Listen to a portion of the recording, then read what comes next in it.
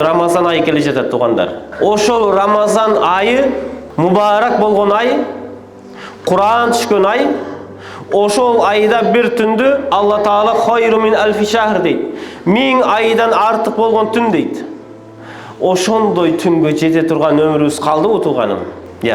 Ушул жерде олтургандар. Айта аласызбы?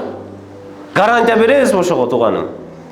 Эртең Рамазан айына жетип, буга чейин кылган күнөөлөрүм үчүн тооба кылып, Рамазан айында садака берип, хайыр ихсан кылып, бейишимди түбөлүктүү дүйнөмдө абад кылып аламын.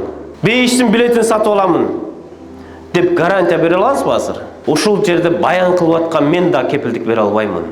Эртең Рамазан айында ушул жерде силерге баян кыламбы, кылбаймын, аны жалгыз жараткан Алла билет. Ушул жерде олтуруп аткан жамаат, эртең Рамазанда мен баян кылып атсам, мен сиз угамын деп сиз гарантия бере аласызбы?